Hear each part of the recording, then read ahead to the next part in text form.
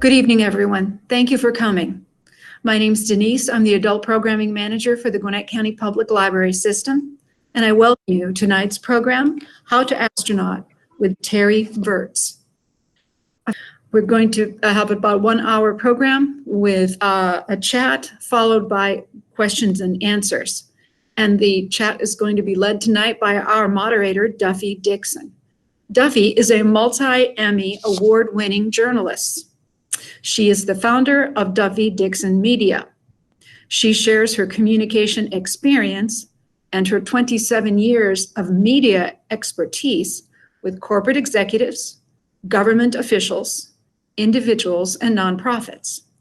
She is a podcast host at Business Radio X, a member of the National Speakers Association, and a frequently sought after event MC and moderator, and a friend of the Gwinnett County Public Library Friends Organization and a board member there. And we are most grateful for her help tonight. Duffy? Terry Virts is one of only 4 astronauts in history to have piloted the space shuttle, flown a Russian spacecraft, performed spacewalks, and commanded the International Space Station. It's also known as the ISS, that's what he'll call it, and more about what he thinks of all these space acronyms in just a moment. Terry is one of the stars and photographers of the IMAX film entitled A Beautiful Planet that was released in 2016. He is also the author of View from Above, which was published actually by National Geographic in 2017, and he lives near Houston. All right, so we're going to get right to it. Terry, the first thing I just want to ask you is, you are now retired from the space program, but if you look back, how great was your job? I mean, I know it's frustrating, but do you just, I mean, you've got to just be very pleased with what you've been able to do. I was pretty lucky, Duffy. It's definitely good work if you can get it. It was, I was doubly lucky because that's what I wanted to do ever since I was a kid, and to do that. This was my dream. I had pictures of airplanes and rockets and everything on the wall, and I got to do it. So I was very lucky. Why did you write this book? Somebody a buddy of mine who I'm interviewing tomorrow at their bookstore in Alabama, and he asked me, was this the book that you wish you would have had? And he was right. Like, this is the book that I wish I had when I was wanting to be an astronaut, back when I was a fighter pilot. So that is probably part of it. And then, what I really wanted to do was I didn't want to write another memoir. There's a million astronaut memoirs out there. That book's been written. I wanted to write something that was fun, motivational. My goal was for people to laugh and say, wow. Like, those were the 2 reactions I was hoping to get, laugh and say, wow. And space travel is cool. And there's so many different aspects about it. It's fun, it's interesting, it's unknown. Sometimes it's maddening and angering, and sometimes it's sad, and usually it's really cool and funny. And so it's like the whole range of human emotion. So I wanted to write a book. Also, I didn't want to write a technical, space nerd book. This hopefully is for anybody, like men and women, old and young, anybody with an interest in it can read it. Obviously, you are someone who we have talked about over the years. I guess my question for you would be, you talk a lot about training to be on a space shuttle, and you started flying jets, right? I did, yeah. Well, so I went to the Air Force Academy. I became an F-16 pilot, and then test pilot. And then I went to NASA. So that was my basic career path. So is flying a space shuttle the same as flying a jet? No. However, the basic skill of keeping what we call situational awareness, there's a chapter about flying jets in there. And it's the most important training that we do as astronauts. And so, having situational awareness, being able to think ahead of the jet, because jets fly pretty fast. If you're going 300 knots or 500 knots, you have to keep your brain a few steps ahead of the airplane. And then being able to think while you're in danger. I mean, if you don't do it right, you die, right? If you're flying a jet. So you have those skills, situational awareness, staying ahead of the airplane, and being able to do things while you're actually at risk are really the skills that you want as an astronaut. So the stick and rudder, how to drop a bomb or how to land an airplane, you're not doing that in space, but it's the mental aspect that's the hardest and most important. Okay, so Barrett, who is 10 years old, wants to know how it feels when you lift off. This is a great part of the book, people. I actually don't want to go to space now because it doesn't sound comfortable. No, comfortable is not an adjective I've ever used to describe launch. So there's a couple sensations. The first is sound. I remember on the space shuttle, my first mission, 6 seconds before launch, the main engines turn on and the computer makes sure they're running before you light the solid rockets, because once those things are lit, you're going. And that roar, I was like, wow, something significant's about to happen. They were 200 feet behind us, on the other side of the space shuttle, but they were loud. And then at the moment of liftoff, there's this immediate acceleration. And then that grows and grows and grows as the rocket burns fuel, and the space shuttle at liftoff was burning 23,000 pounds a second. So it was, the gas mileage sucked. But it was getting lighter. So as it got lighter with the same force, the acceleration increased. There's a little F equals MA from your high school physics days. And for those of us, so you for got those up of to us 3 who took Gs. physics. You got up to 3 Gs. So it's like laying on your back and having 3 of your buddies lay on top of you. And then the shuttle vibrated with those solid rocket motors, solid rocket fuel. There's a lot of vibration. So have somebody shake you as hard as they can while a couple of them lay on top of you, with like the boom boxes blaring in your ears, was kind of what it was like. Okay, so one of the questions is, saw mention of the incredible novel, The Three-Body Problem, in your new book. Yes. Just finished book 2 myself. Do you have a favorite science fiction author or novel? It's a Chinese science fiction book by Xixin Liu, trilogy. And it's really cool. It's really well written. My favorite author is probably Arthur Clarke. When I was a kid, I read a bunch of Arthur Clarke books. 2001, Rendezvous with Rama is my favorite book. I read Isaac Asimov and Foundation and Empire, and Jose Farmer, I think was his name, the Riverboat trilogy. So I used to like science fiction as a kid. I liked adventure books too, about mountain climbing and sailing and all that kind of stuff. I like to read, and you know what? There's so much content for kids, especially electronically. But man, if you can just read, it's so good for every aspect of your life. Even if you're going to be an engineering nerd, being well read just makes you better in just about every aspect. So reading is something I really encourage for kids. That's great. So right now, Sanjana says, what is one piece of advice that you would want to give everyone here today? Now, this could be, I love reading. That was Right. good advice. Everyone should be well read. What's a piece of advice you would say to everyone? That is good advice. Normally I don't say that, but that's good We advice. we can count that. Exactly. Well, the piece of advice that I really learned in my career is don't tell yourself no. This is when I do my motivational speaking. This is something I talk about. Growing up, when I said I want to be an astronaut, everybody looked at me like, oh, yeah, right. And I want to be the tooth fairy. But I pursued it, and I didn't think I'd get it. I mean, no one actually gets to be an astronaut, but I'm like, well, why not me? And I was never the number one guy. I was never the smartest. I did well in school. I mean, I'm not going to lie, but I wasn't like the top grad. I got plenty of B's and a few C's, and I think my biggest strength was I was fearless. Like I was more than willing to try stuff. And unless you're willing to try it, everybody's been given gifts and talents and abilities.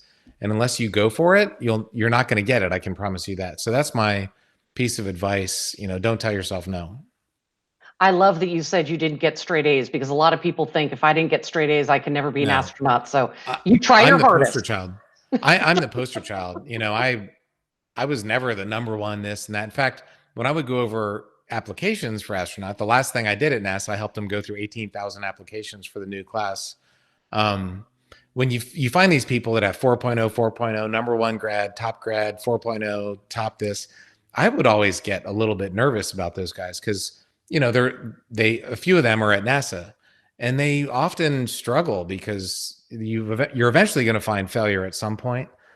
And failing is good as long as you don't do it all the time, but people who have had to overcome things, I think, have a leg up on people who have had everything perfect for their whole lives.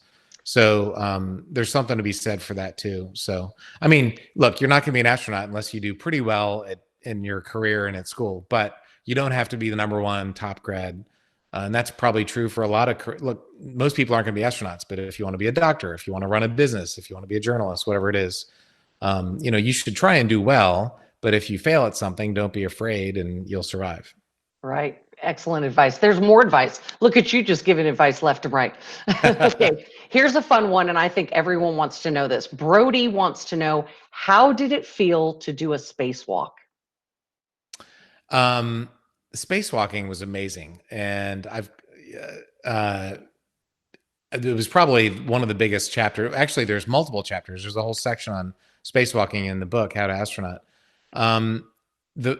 There's so many ways to describe this. The main, I guess, feeling was busy. I mean, I've never felt so busy and on the clock in my life.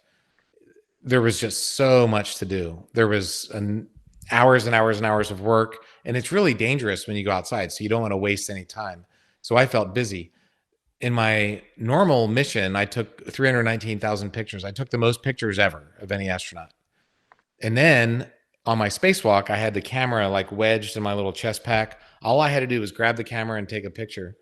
But on each of my 3 spacewalks, I would only take about 10 or 20 pictures. And I would have taken thousands if I could have, but I was so busy and I didn't want to waste even a few seconds. So I use that as an illustration of how busy I felt. But then in between these really work, I was plugging in cables and I was putting grease on a bolt. In between that, every once in a while I would stop, and it was like I was having God's view of creation. Like I was seeing humans should not see this.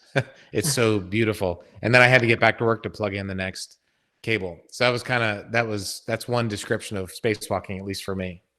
Yeah, the book is great because you talk about that everyone wants to enjoy the view, but really you are very scheduled, and what you do and when you do it is really important. Absolutely. Okay, so my name is Azelle, and I want to know how did you eat in space? How did you eat? Not what you ate, because there's a whole chapter on that, but how did you eat? So on my shuttle flight, my first flight, we were so busy. If you could save 30 seconds, you would do it. So after one meal, it was like, all right, you can't like get all your stuff arranged, and you have a little tray that you Velcro it to and get your knife and fork out. There's no time for that. So I got to the point, I kept a knife in my pocket. I would just cut the end of the thing off and just squeeze it out. So I prided myself. For 2 weeks, I never used a utensil. I would literally squeeze the food out of the bag. I'd squeeze it out, roll it up, throw it in the trash can, and move on to the next task. And that saved me, a few minutes a day, which is like gold. But on the long duration flight, it was a little bit more normal. So spoons are the key. And we used to joke, if you lose your spoon, you're going to starve to death, because, you only get one. So you'd cut the little thing off and you'd stick your spoon down in, and I can feel it right now in my brain, but the food would like be stuck to the spoon and kind of floating and wobbling. And it was just a really cool way to eat. Or you could, like, if it was brisket, you could bang it with the spoon and then it would just kind of float over, and as it got there, you'd go out and get it. Like that big worm on The Empire Strikes Back, trying to grab the Millennium Falcon. So that was how you did it. And the other thing is you have Velcro and duct tape everywhere, so you would keep your food arranged, because otherwise it would just float off. Another question here, and forgive me, guys, if I don't go in order. I'm reading and listening at the same time, but let's see. Merwin asks, Terry, I've read reports in the satellite network that the satellite network being deployed by SpaceX is interfering with astronomical observations. Is space around the Earth getting too crowded? Do we need some kind of regulation? And you do address this. This freaked me out. I'm not going to lie to you. No. It's a massive problem. Like that. That's the best question of the night, is the question you just asked, because SpaceX, and there's one world. There's several different of these LEO constellations, low Earth orbit constellations, and they want to put 10,000 or tens of thousands of satellites up there. So astronomers don't like it because there's going to be all these satellites look like stars, but there's going to be lots of them zooming around in the night sky. So that could potentially, interfere with astronomy. But the much more severe problem potentially is if these satellites start hitting each other, or really when they start running into each other, they're going to create clouds of debris. If you saw the movie Gravity, that's what that was about. That was dramatic, obviously, but it's a real problem. When I was the station commander, we had to maneuver to avoid some debris that our Chinese friends had made back in 2007 when they did a military anti-satellite test. They wanted to beat their chests and show the world that they can blow up satellites. Well, they created a cloud of debris that now 13 years later is still there, and the station still has to maneuver for it. And it costs either the taxpayers or the Russian government or whoever's launching the propellant, probably millions of dollars a year in propellant to avoid this debris that they made. Now, once you get the cascading effect, it's called the Kessler syndrome. That's when it could be really bad. So, and there's not regulation about this. It's a real problem, and we need something. And I think the companies are just trying to launch the satellites as quickly as they can before anybody, before there's regulation. Why not, get them up there now? Because there's a lot of money to be made. It's broadband internet for the world. And, in Atlanta, it's not that big a deal because you got internet, but there's lots of places in the world that don't have internet. So if you can get it from satellites, that would be great. And that's a good thing. And they can provide imagery, which is a good thing. You can tell how your crops are doing and where the hurricanes are and stuff. The uses for these things can be good, but the potential danger from impacts is really, really, really severe. And, it's not like going around and picking up trash. We don't get a big shore sweep like you do at a lake or the ocean. Finding that stuff and doing something with it is just mind-boggling. Here's a good question from Morgan Sparks. She says, do you have to pack for the trip? And what do you pack? And are you allowed to bring personal items? This was a good part of the book too. Yeah, so there's a whole thing. On the Soyuz, you get a little bag, 1.5 kilograms of jewelry and family pictures and that kind of thing. But NASA packs, it's like a small suitcase or backpack of clothing every 2 weeks. So every 2 weeks you get a new clothing thing. It's got underwear and one t-shirt per week, and a pair of shorts every month. And you get running shorts. I think you get running shorts once a week and an Under Armour exercise t-shirt once every 2 weeks. So you don't get a lot, but honestly, you don't need a lot because you don't sweat unless you're running. If you're running, you sweat a lot. And so those modern polyester t-shirts stink really bad after about 1 or 2 days. And I did an experiment. This is like a payload, a science experiment with some wool cloth t-shirts. And those things don't stink at all. I wore a wool t-shirt every day for a month, and I would be drenched sweat, exercise for 2.5 hours, drenched sweat every day for a month, and it didn't stink at all. So that was amazing. So, but all the stuff that you get, NASA packs it for you, but you have to go pick it out. So 6 months before launch or something, you go and you sit down and they give you, here's all the stuff, and you pick out what you want. And there's some funny, I think there's a funny story or two in there about why you want to pick different size things. You don't want to pick the same size for everything. Yeah, you really want to read this book. He also has quite a lot to say about underwear. I won't go into the specifics, but he determined after the fact what he wished he would have picked. So yes. that's a great part. I'm glad I didn't pick all the same thing in the same size. We'll leave it at that. Yeah. We'll leave it at that, right? Variety. This is from Robin Armstrong. She says, what did you do in your free time in space? Did you have free time, and what did you do? They used to say that space shuttles were sprints and the long duration 6-month missions were marathons. But I found my long duration mission was more of a sprint that lasted 200 days. There was a lot of work. So, but you did have free time at nighttime. Dinner, the workday was over about 7. And after that, you could go eat dinner. And I would always try and make my dinner, put it in a Ziploc, and float down to the Russian segment and have dinner with those guys, just so we would spend time together as a crew. But whatever spare time I had, I was taking pictures, either to share with Earth through Instagram and Twitter, Or for Beautiful Planet, I filmed a lot of A Beautiful Planet in my spare time. In fact, everything I filmed in my spare time because NASA didn't give me any time to film it. So I didn't make the whole thing, but I made a lot of it in my spare time. If you ever want to know why you go to an IMAX film, that's why you go to the IMAX film. And it's funny, Terry, because I saw that film long ago. And then when you said you were on, I was like, oh my gosh, I remember him. I know that guy. So I felt, like, oh, I knew a celebrity. Not really, but it was pretty cool. I did the nude scene. Yes, you did. The nude scene in that And when movie. you said that, I was like, oh, well, everyone remembers the nude scene. Good, put that on your resume. And I got paid twice as much as my crewmates for doing it. That's right. Two times zero. That's right, exactly. But you got the glory, right? Exactly. All right. Ed Mitchell says, how would you describe the view in space? You touched on this, but how do you describe that? So I've tried, I've got View from Above. I've got my book over here. It's a picture book. I helped make the IMAX film, A Beautiful Planet. I just made a short film this summer in quarantine called Cosmic Perspective, which is about space photography. Hopefully we'll turn it into a featured doc or hopefully a docu-series. But so I've tried to explain it, but you just can't. I mean, the view is so spectacular. I can remember seeing the Earth for the first time and my eyes were just drawn. Like I was flying the space shuttle. So I'm like, I stop looking out there. You got to fly the shuttle. And it's like, holy cow, look at that. Fly the shuttle. It's just really profound. And to be in space and have your planet be over there is amazing. It looks so amazing. It's just beautiful. And it's, like I said, I've tried books, movies, words, but you just got to see it for yourself.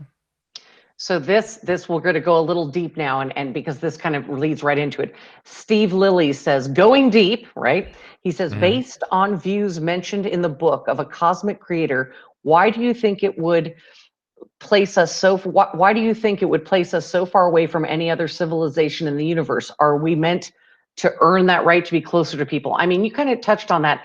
Does it make you feel as though you were specifically, Earth is here, you were specifically placed there, and do you wonder why aren't we closer? I mean, what sort of big thoughts are going through your head? So people ask about aliens and about God all the time, and I came away from my space flight from a scientific point of view. I mean, I'm a Christian, but from a scientific point of view, thinking I don't have enough faith to be an atheist because the universe is so amazing and my human body is so amazing and single cell amoebas are so amazing. And, there's just so much, there's such an amazing creation that there's got to be a creator, right? So that just from a scientific point of view, it makes sense that somebody smart really made this amazingly complicated universe and life. But there's also billions of planets out there, right? And so you would think at least a few of them could harbor life.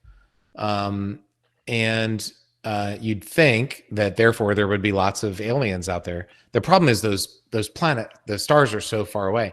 The person earlier that brought up that book, Three Body Problem, the author had to invent this way. We were using Jupiter as like a radar reflector to send signals to the nearest star system, Proxima Centauri. It's about 4 light years away.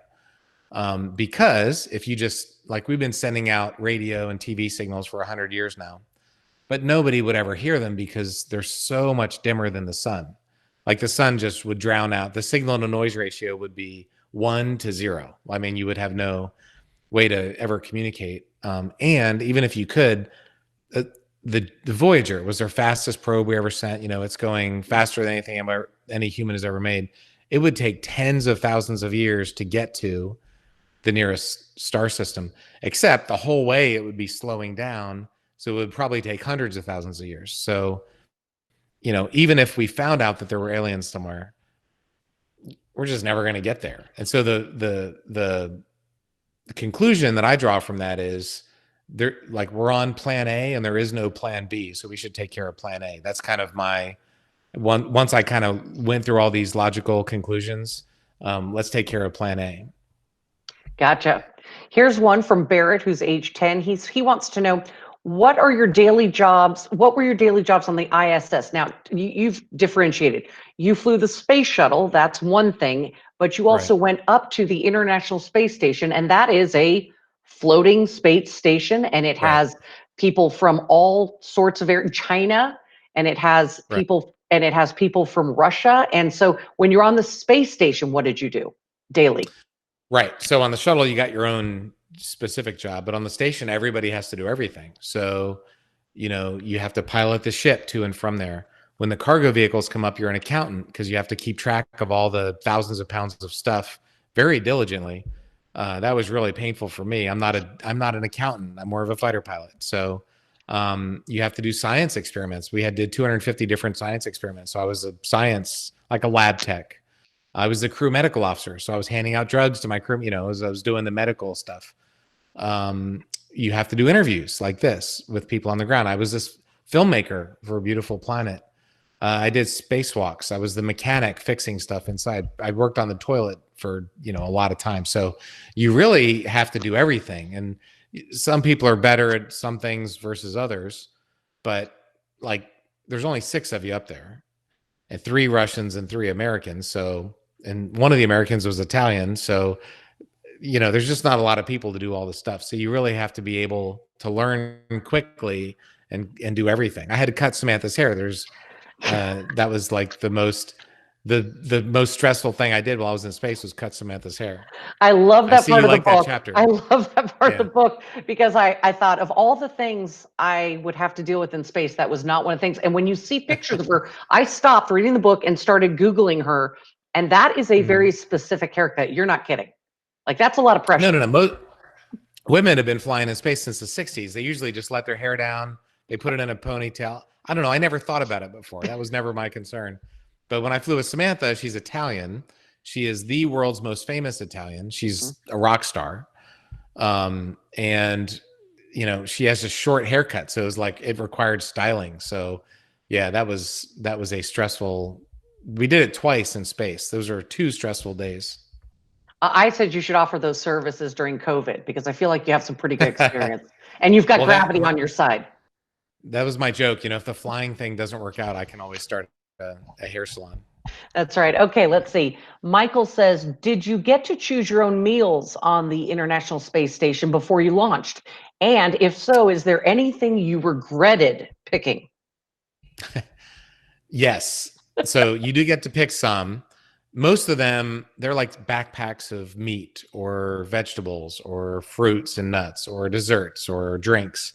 So there's all these different types of bobs. We call them the containers. And you don't get to pick that. Every 8 days or so, you had to open up a new one, and it's just a recurring menu. But every crewmate got to pick like 1 bob per month. So you got to backpack a month of food. So I did mostly American. I did some European food. I did a couple of Russian foods. I had 2 months of Russian food. I love the Russian food. It's really, really good. It's meat and potatoes, and it's just great. But I like Diet Coke. I got my Coke Zero here.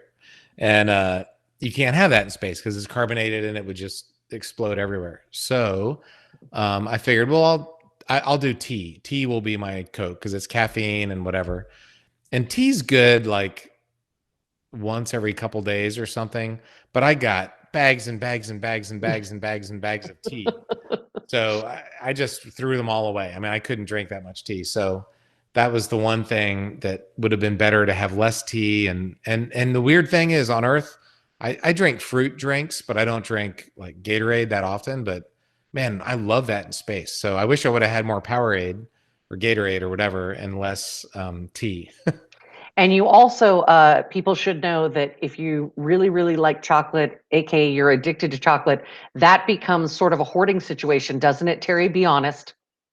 Well, yes. The problem was before we launched, an orbital Cygnus cargo ship blew up, and then a Russian Progress cargo ship blew up, and then our Soyuz replacement was delayed, so therefore our return to Earth was delayed. So I went from a 169-day mission to a 200-day mission, 201 really, and I lost 2 cargo ships full of supplies. So my chocolate situation became critical pretty quickly. So I had to ration. I ate my last Reese's peanut butter cup on my last day in space.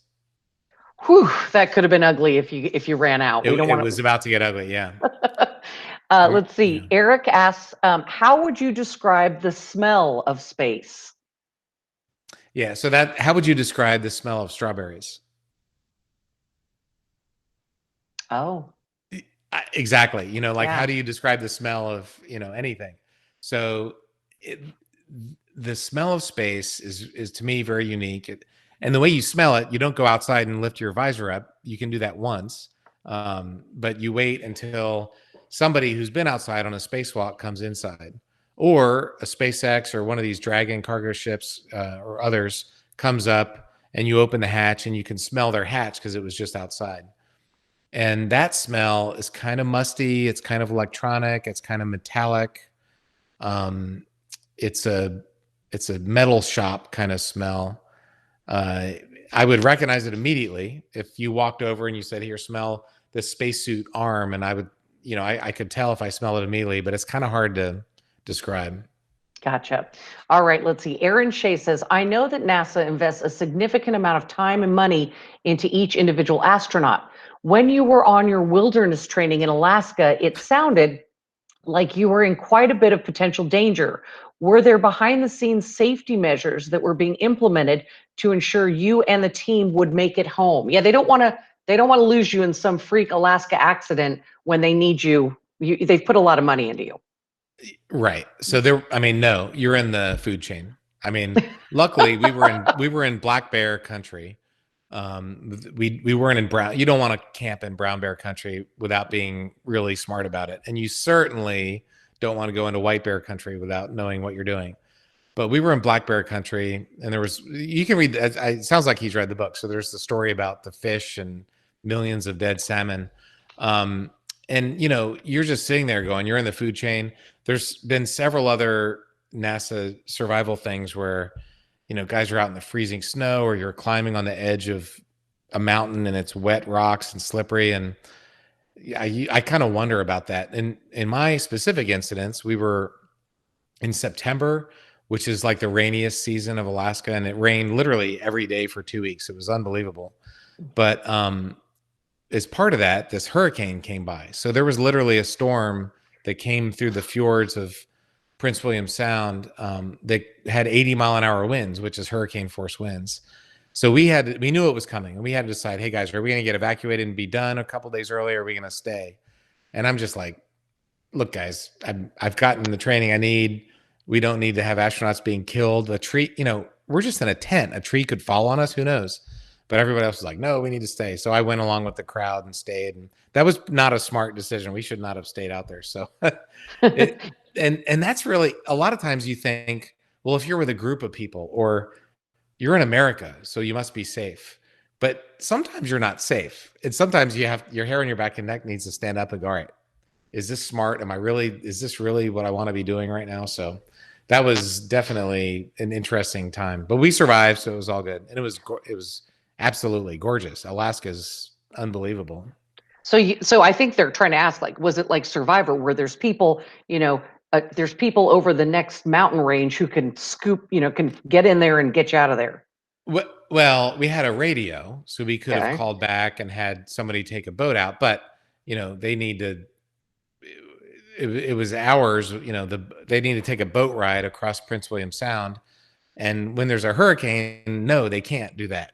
Like there's no rescue then. I mean, you can't drive a boat in the really severe weather. So, in fact, on that one trip, the first couple of days, we literally just sat there and didn't kayak because there was like giant waves breaking on the shore. And if there's a 1-foot wave in a kayak, you're probably going to flip over. I mean, those things are really, really, it's like standing on a log. So, the answer is sort of, I guess, to that question. That's a long answer. You don't want to have to call, though. That would just be embarrassing. There was a radio, but you don't want to, yeah. Okay, Their help was limited. Right. So this is from Ava, and she says, was it cool being weightless? And I think I'll add on to that. Can you describe, weightless sounds really fun, but it's actually kind of hard to do, right? Is that? So we have a saying in the astronaut office that everything is harder in weightlessness. Everything's harder in zero G except pull-ups.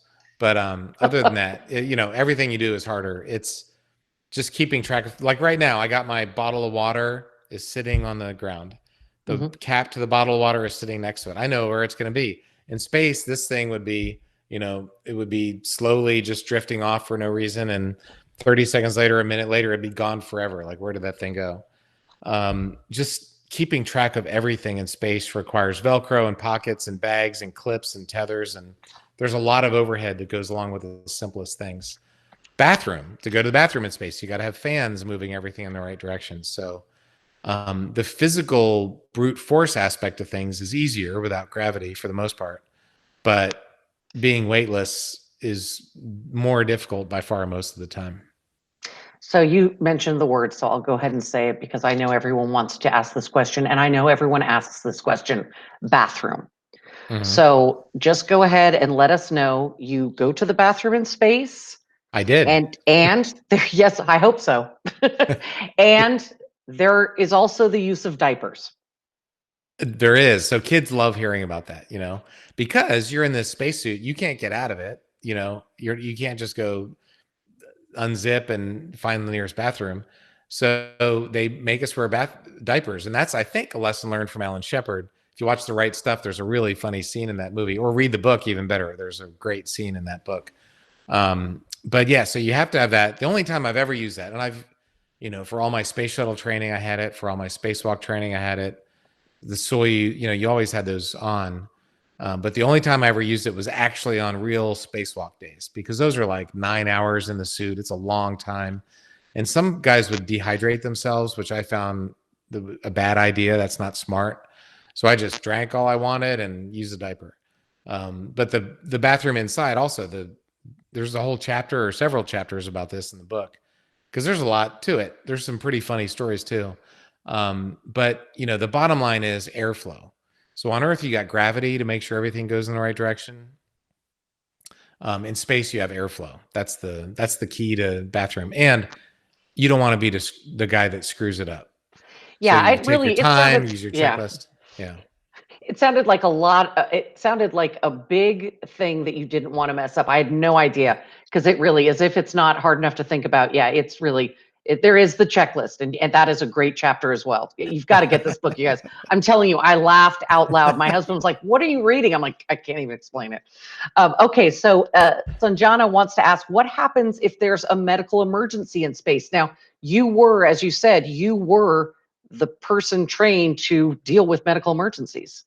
I was our crew medical officer, yeah. And okay. I mean, a lot of astronauts get that training too, but so we have an AED, and we have, all the CPR drugs and the epinephrine and the different drugs that get your heart restarted, so we can handle heart attacks. If you want to trust, I'm just a fighter pilot, so if you want to trust me. Right. We had a couple of backpacks of drugs, so the doctors on the ground figure out what the space station pharmacy should be, and they update it. And drugs actually expire pretty quickly in space because of the radiation. So we're constantly sending them up and down, which is ironic. And some of them are narcotics, like the DEA tracks them, if you've seen Breaking Bad. And so it's like a hassle for NASA to get drugs to the space station because of that. So there's those kind of things. I could do stitches. There's a lot of blood being given for medical experiments. In fact, the first time I had to draw blood, I nicked the vein, and my poor crewmate had a giant bruise all on their arm. And anyway, I still feel badly about that. Most guys just learn to draw their own blood, and they just take their own blood for their experiments. So it's kind of like being, I won't say nurse because they're highly trained, but like a medical technician. I can do stitches, I can do blood, I can do basic stuff. And there's always a doctor on the other end of the line. So if there was a serious problem, you'd call the doctor. I had to do the first ever space filling. My crewmate's filling popped out of his tooth, so I had to do a filling. So I tried to call the NASA dentist. It was on the weekend, and neither one of them answered their phone. So I called my family dentist, who's a family friend, and asked her. She talked me through how to do the filling in space. Wow, I don't even want to. Did she bill you for that? That is like a house call. No, I don't think so. I get like half off. Dennis, she's still nice to me because she thought that was cool. So Oh yeah, her story is probably better than yours. She's the one who yeah, got the call, right? right, exactly. Let's see. Oh, this is a good one. Is the spacesuit comfortable or uncomfortable? Oh, it's uncomfortable. There's nothing comfortable about that. Well, which one? There's multiple different spacesuits, but they're all uncomfortable. There's nothing comfortable about them. I mean, you're in this sealed environment, so you would get hot and sweaty pretty quickly, unless there's cooling, which normally there's cooling, so normally you're not. But it's heavy and it's hard to move in, and it covers your mouth so you can't hear. And it's anyway, yeah. There's nothing great about it. And the spacesuits, especially the ones you're going to use to go out on spacewalks, not everyone has their own spacesuit. And then also talk about the dreaded helmet for you.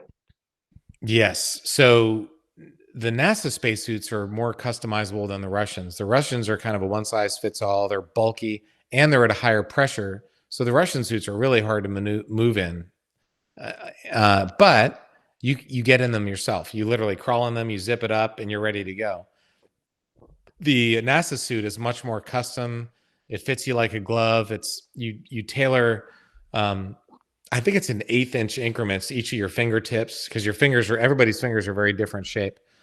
So you can do the NASA spacesuit is a lot better. You can do more stuff in it, but it's a giant pain to get in and out of. So there's kind of two different philosophies there. This is the Russian way of life, is make it simple.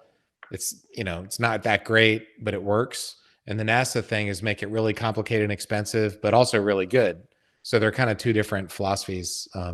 It's like a good marriage. You don't want the same person. You got two different, vive la différence. And that was good actually in space to have the complicated NASA high tech side and the simple, dependable Russian side. It was a good mix. And I when didn't answer the question. You had another question about that. No, it's just comfortable. Oh, the helmet. You had trouble with the helmet. Yeah. So, and I've known this since I was whatever, but the Russians actually measure every part because they custom make this seat for you in. And they said that I had the biggest head of any cosmonaut since Yuri Gagarin. Like, I had the biggest head. And we knew that because in Houston here at the pool, when I get into the suit to go do practice spacewalks, I mean, I couldn't squeeze my head in the helmet. I almost canceled a spacewalk one time because I just couldn't get it down over my head. It was so giant. And we finally figured out, the technicians figured out, if you rotated the helmet 90 degrees, and there's a big lip right here, so that you put that down and then you rotate it back, that would work. So we came up with this like special technique to get the helmet on. But when you look at, especially me with Samantha or a lot of the women who are smaller, there's like this giant spacesuit and there's this little person in the spacesuit. And then for me, it's like my head is sticking out in the helmet. It's pretty funny. If you Google pictures of it, you'll see that. Yeah, a lot of them are small. How tall are you? Because you do look sizably bigger. I'm 5. My height is normal. I'm 5'10". I'm a pretty big guy. Like, my chest is big. It's extra large. The spacesuit, the upper part of the spacesuit is either medium large or extra large. And there was some drama a year or two ago about the all-female spacewalk, and this media got it entirely wrong. When I was there, and for most times, there's one M, there's two L's, and there's one XL. You just can't have more than that. There's no room. And so for smaller people, a lot of men wear M. You want the smallest one possible because it fits you like a glove. You don't want this big bulky thing. But for the XL, I went out with a guy who was also big, and we both wanted the XL, but he squeezed himself into the L. NASA wouldn't even let me put the large on because my chest was so big. Like, I literally couldn't breathe. I'd have to take short breaths, and I tried it once and they said, all right, you're never getting in that again. So, yes, the sizing is interesting. Yeah. Okay, here's a good one. After the exhilaration of voyage and discovery, was it hard to adjust to normal? Does the intensity of your curiosity keep you engaged? I mean, it's got to be an adjustment. So I was really worried about this. You know, it's like, what do you do after winning the World Series? Or what do you do after being president or whatever, you know, some amazingly rare thing. All my colleagues, all they want to do is fly again. I mean, it's a powerful drug. Spaceflight is a powerful, powerful drug. And so I was worried what it would be like when I got back. And after my first flight, I went to Harvard Business School and did this executive course. And I came back and I went, you know what, there's really cool stuff to do on Earth. But I want to fly again. So I went and I flew again. And then after that second flight, I landed 200 days in space, landed. It was a 24-hour trip from Kazakhstan back to Houston. I landed, I did my workout because rehabilitation was super important to me. And my son had turned 16. He had gotten his driver's license while I was in space. So he said, all right, Dad, let's go car shopping. So I didn't drive. I was like, oh, real dizzy, you know, but he drove. And I'll never forget driving on the road to the Ford dealer to look at pickup trucks. He wanted an F-150. Ended up getting a used Mustang, which is much better. And I remember seeing the stoplight by the highway and I thinking, I'm back on Earth. I'm in Houston driving with my son and it's great. I don't miss it at all. Literally, like 24 hours before I was in outer space. And it was a moment where like the light switch went off. I'm on Earth. I'm gonna live the rest of my life down here, and life is good. So I was very lucky, but I think that attitude is really important because I know a lot of folks struggle. You know, what do you do? And all they want to do is fly again, and they wait in line, and they wait in line, and eventually they're going to say, "Hey, you're too old." But you know, and for me, I was like, "This is great. I'm going to go on and move on with my next phase. I want to write books. I want to do some TV and film. There's some business projects I want to do," and I kind of actively made that decision. You talk a lot too about, emotions are all over the place when you're in space. And you talk about there are times when, you have to get along with people in a very small environment. You're around each other all the time. You do try to find like timeout, if you can find timeout somewhere. But also you talk about loneliness. There are some, you really have to they check on you a lot because of your emotions. They do. Yeah. And I'm a fighter pilot, so I'm very good at compartmentalizing emotions and not, I'm a robot, and people are like, something's wrong with you. You don't have emotions. But, and the NASA psychologist would try and check up on you, and every week or two you'd have a thing. And I would smile and it's all good. Yeah, this is awesome. And everything's great. And the reality was it wasn't at all. There was a lot of bad stuff happening, but I'm a smart enough guy. I can hide that and just smile and be happy. But the most important thing that they did was give us our own crew quarters. So every astronaut has their own space. It's not big. It's a little like phone booth thing, but the space station is big enough you can do that. And that was just a lifesaver. If you had to spend 200 days around somebody constantly, that would be a much different situation.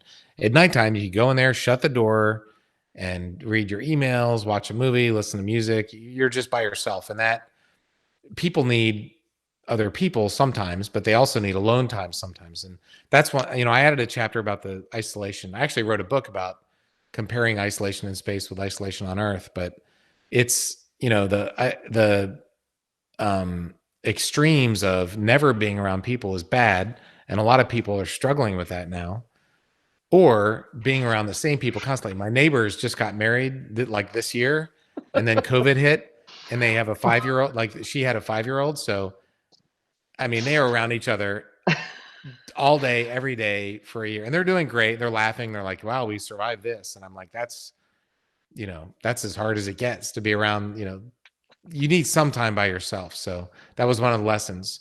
You need some contact with people, but you also need some time alone. Now, you mentioned private quarters, but when you're on the space shuttle, someone asked earlier, describe your sleeping quarters. You guys are all, if I understand correctly, are you guys all sleeping sort of on anywhere you can, all in one area? That was fascinating. The space shuttle basically has 2 rooms, the mid deck and the flight deck. So in each of those is like a small bedroom, or a big bathroom, like a, kitchen size apartment kitchen. It's not big, but it's weightless. So everything's usable. You're not just stuck on the floor. So at nighttime, we all slept on the mid deck. So there were 6 of us in a sleeping bag, and everybody found a wall or the floor or ceiling or something. You clip your sleeping bag, and that was your spot. And we kept the flight deck free, so if you got up and you couldn't sleep, you could go and you'd have, there's like awake people here, sleeping people down there. So you're, with other people constantly. And so that was important. But although you put we had like blinders on, like you get on an airplane. So I'd wear the blindfolds and put the earplugs in or listen to some music, and all of a sudden and I'd get my sleeping bag, so I'm crunched up, and even though somebody was right next to me, I had no idea. I felt like I was alone. So here's another question that's great. Because you are a huge photographer, this is a passion for you. What are the differences, and we're getting short on time, but I want to get this in. What are the differences between photography on Earth and in space? So on Earth, you can just take this and take the picture and it's good. Or you can, if you have a good camera, you turn it on green and just take the automatic pictures. But in space, the brights are so bright and the darks are so dark that there's some manual requirements for exposure and also for focus to make sure it's working. So there's like a rule of thumb. There's probably 10 or 15 different settings that I just knew. So, and even though we were using these complicated professional cameras, I could just, in my sleep, I could just set them up. So it did require some discipline to figure out how to use the camera and to set it up on a bracket. And you couldn't just turn the camera on green like you can in a lot of situations on Earth, especially with these really good modern cameras. Okay, we're running out of time, but I have more questions. So we're going to do what I'm going to call lightning round, okay? So Terry, I'm going to ask the question. Somebody wants to say hi. Oh. She wants to say hi. Hi! She's ready for me to be done, but go ahead. Okay, we're almost done. I promise. You get Daddy back very soon. Right. Okay. So quickly, let's see. Has anyone broken a bone in space? I don't think so. I've never heard of that. Now, we've been flying in space for 60 years, so I can't say definitively, but I don't think so. Who was your closest friend on the ISS?